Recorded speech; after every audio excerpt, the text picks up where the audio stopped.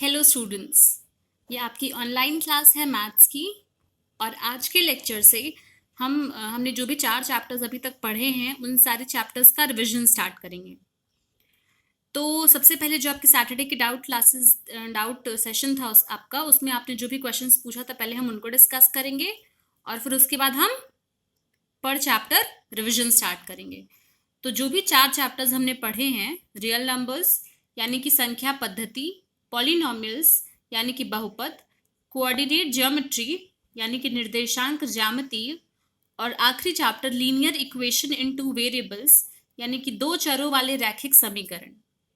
इसमें से जो फर्स्ट 3 चैप्टर्स हैं यानी कि नंबर सिस्टम, पॉलिनोमियल और कोऑर्डिनेट ज्योमेट्री, ये तीनों आप एनसीईआरटी के थ्रू जो आपको पीडीएफ भेजे गए हैं उनके थ्रू आप वो सारे क्वेश्चंस अपनी फेयर कॉपी में करेंगे। चैप्टर नंबर 4 से आपकी जो रिस्पेक्टिव बुक्स है आप उससे भी कर सकते हैं। हिंदी मीडियम में चैप्टर 4 के लिए यानी लीनियर इक्वेशन इन 2 वेरिएबल्स के लिए आपको सभी जो एक्सरसाइजेज हैं उसके सारे क्वेश्चंस का पीडीएफ ग्रुप में भेजा गया है।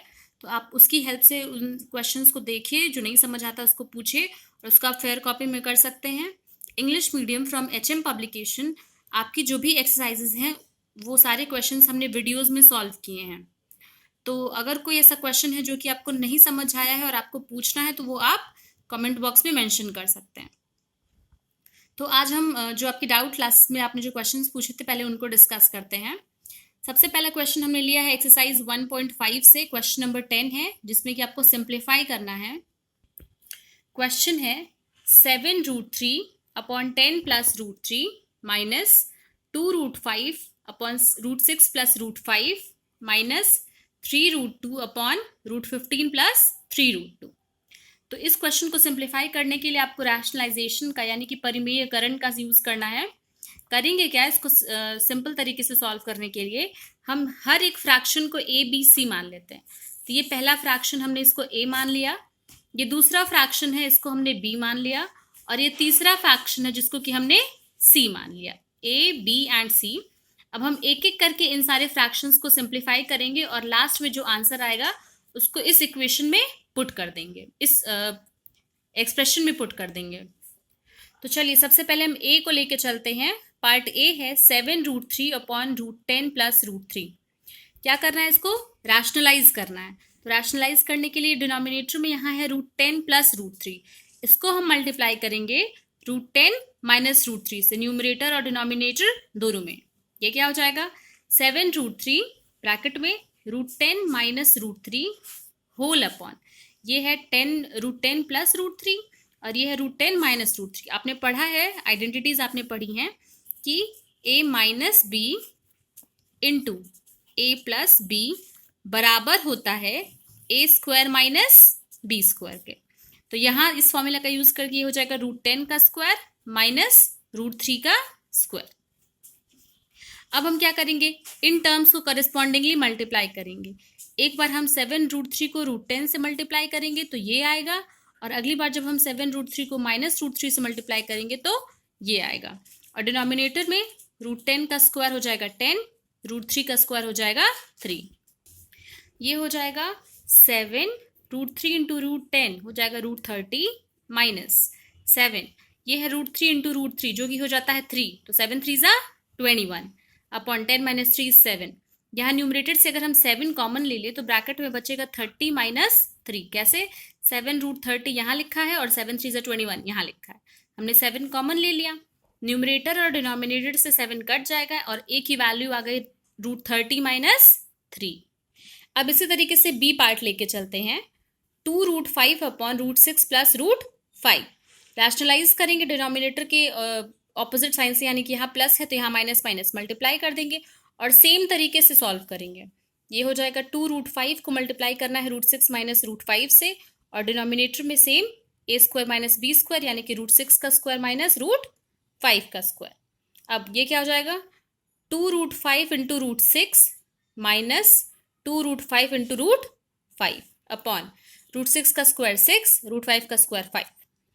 2√5 और √6 हो जाएगा √5 इंटू 6 दैट इज 30, यानी कि 2√30 minus √5 into √5 is 5, 5 into 2 is 10 और 6 माइनस 5 होता है 1। तो b की वैल्यू आ गई 2√30 माइनस 10। सी पार्ट को देखते हैं। सी पार्ट है कि 3√2 अपॉन √15 प्लस 3√2। फिर इसको वही वापस करेंगे, रैशनलाइज, मल्टीप्लाई करेंगे और सिंप्लीफाई करेंगे स्टेप बाय स्टेप। तो ये मिलेगा हमें फाइनली क्या, 3√2 को जब √15 से मल्टीप्लाई करेंगे तो 3√2 √15 माइनस 3√2 इंटू 3√2 अपॉन 15 का स्क्वायर माइनस 3√2 का स्क्वायर, 15 का स्क्वायर, √15 का स्क्वायर 15 और 3√2 का स्क्वायर हो जाएगा 3 3 ज़ा 9 इंटू 2, 9 2 ज़ा 18। अब आप इसको सिंप्लीफाई कर सकते हैं। ये हो गया 3√2 इंटू 15 होता है √30 माइनस 3 3 ज़ा 9 और ये 2, तो 9 2 ज़ा 18 अपॉन 15 में से 18 गया तो -3। ऊपर न्यूमरेटर से आप -3 कॉमन ले सकते हैं, तो ब्रैकेट में बचेगा 6 माइनस √30 अपॉन -√3। ये -√3 कैंसिल। ध्यान दीजिएगा कि जब हम माइनस कॉमन लेते हैं या माइनस साइन हमने कॉमन लिया है तो ये 18 वाला टर्म पहले हो जाएगा और 3√30 वाला टर्म बाद में हो जाएगा। तो c की वैल्यू हमें क्या मिल गई, 6 माइनस √30। अब क्वेश्चन क्या था हमारा, a माइनस बी माइनस सी। आप देख सकते हैं इसको हमने a माना था, b c, a minus B minus C. तो हम a minus B minus C की वैल्यू निकालेंगे। तो a की वैल्यू रखेंगे, फिर माइनस b की वैल्यू, फिर माइनस c की वैल्यू और उसको सिंप्लीफाई करेंगे। तो यहाँ देख सकते हैं ये है √30 और ये है √30, दोनों ऐड कर दिया 2√30 माइनस 2√30, ये दोनों आपस में कैंसिल। यहाँ है -3 प्लस 10 माइनस 6, -3 माइनस 6 हो गया -9 और ये रहा +10, 10 माइनस 9 इज 1। तो आंसर कितना आ गया, 1। यानी कि ये जो स्टेटमेंट दिया था आपको, आपने इसको सिंप्लीफाई किया क्वेश्चन नंबर 10 और आपको आंसर क्या मिल गया, 1। नेक्स्ट क्वेश्चन जो हम डिस्कस करेंगे वो है एक्सरसाइज 4 का HM पब्लिकेशन से कोऑर्डिनेट ज्योमेट्री का इक्वेशन है, क्वेश्चन नंबर 20। इन फिगर 3 यहाँ पे डायग्राम बना है, triangle ABC and triangle ABD are equilateral triangles. आपको C और D के कोऑर्डिनेट्स निकालने हैं। तो ये डायग्राम है, A का कोऑर्डिनेट दिया है -a,0 और B का कोऑर्डिनेट दिया है a,0। आपको C और D का कोऑर्डिनेट निकालना है। क्लियरली O से B की डिस्टेंस कितनी है, x एक्सिस पे A है और O से कैपिटल A की डिस्टेंस भी स्मॉल a के बराबर है। तो ये पूरी डिस्टेंस जो AB है वो कितनी हो गई, A प्लस A। ये डिस्टेंस है A और ये भी डिस्टेंस है A, तो टोटल A भी कितना हो गया, 2A। अब क्वेश्चन कह रहा है कि ये ट्रायंगल्स जो हैं वो कैसी हैं, आइसोसेलेस ट्रायंगल है, सॉरी इक्विलेटरल ट्रायंगल है। तो सारे साइड बराबर होंगे, यानी कि AB, AC, CB, BD और DA ये सब कितने होंगे, 2A के बराबर होंगे। तो अब लिखेंगे क्या, ये ट्रायंगल ABC और triangle ABD are equilateral triangles. तो इससे क्या मिलेगा, AB बराबर हो जाएगा small a plus a, that is 2A के। अब आप लीजिए ट्रायंगल AOC, ये एक राइट एंगल ट्रायंगल है जिसमें कि आप पाइथागोरस थ्योरम लगा सकते हैं। पाइथागोरस थ्योरम क्या कहता है कि हाइपोटेनस का स्क्वायर बराबर होता है बेस के स्क्वायर के और प्लस उसमें परपेंडिकुलर का स्क्वायर, यानी कि AC square is equals to AO square plus OC square. AC की वैल्यू कितनी है, AC साइड है ट्रायंगल का जिसकी वैल्यू है 2A, लंबाई उसकी जो है वो है 2A, तो 2A का होल हो गया ये होल स्क्वायर बराबर AO का स्क्वायर। AO कितना है, स्मॉल a, तो स्मॉल a का स्क्वायर और प्लस OC का स्क्वायर।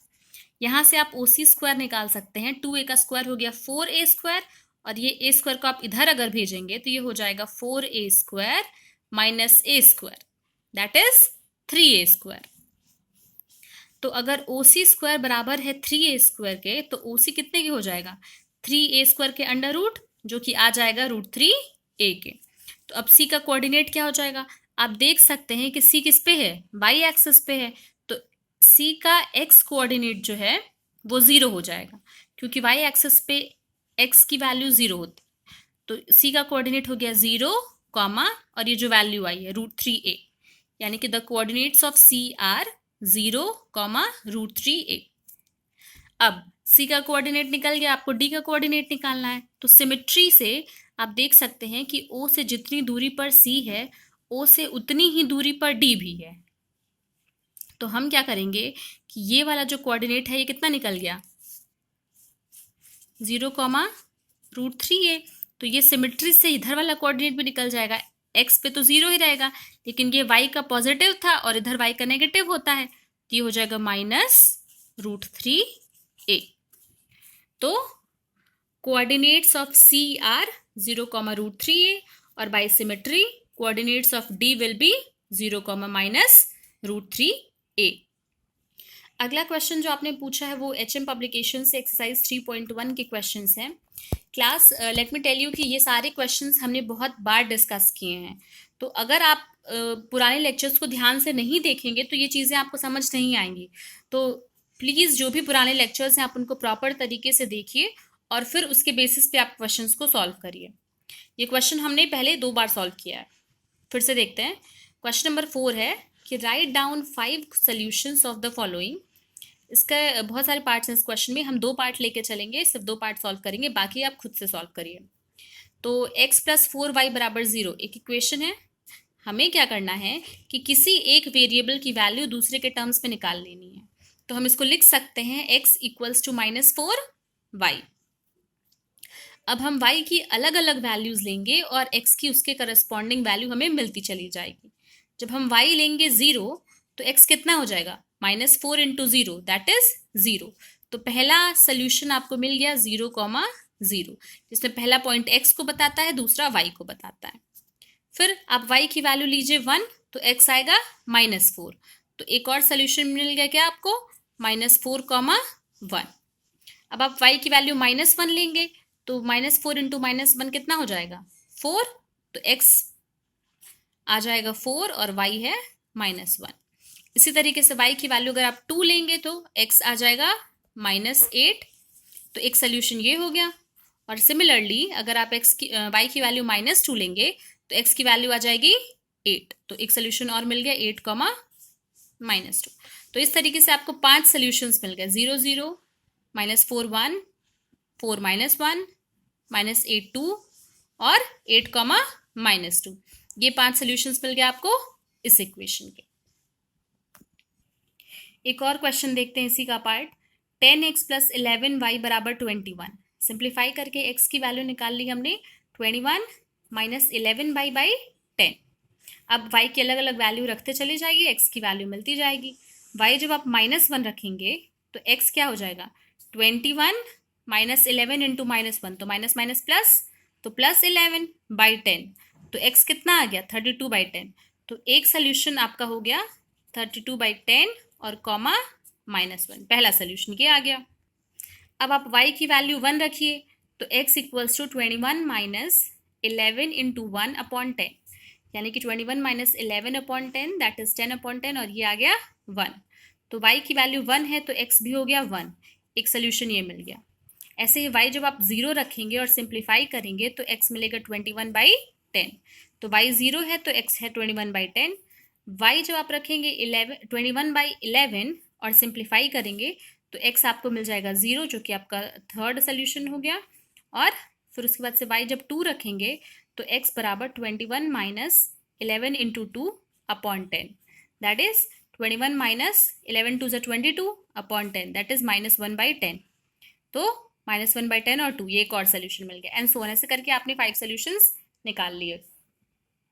ध्यान देने वाली बात यह है कि ये जो पॉइंट्स हम निकाल रहे हैं, सोल्यूशन हम निकाल रहे हैं, ज़रूरी नहीं है कि बुक में जो पीछे आंसर्स दिए हैं उससे आपके मैच ही करें। ये तभी मैच करेगा जब आपके कोई एक कोऑर्डिनेट सेम होंगे, यानी कि x या y की सेम वैल्यूज आप लेंगे। तो अगर आंसर नहीं मैच कर रहा है दैट डज नॉट मीन्स कि आपका आंसर गलत है। आपको सिर्फ सही तरीके से वैल्यू पुट करके उसको सिंप्लीफाई करना है। ठीक है, आगे के क्वेश्चंस हम अगले क्लास में डिस्कस करेंगे, जो भी डाउट वाले क्वेश्चंस हैं। Thank you class.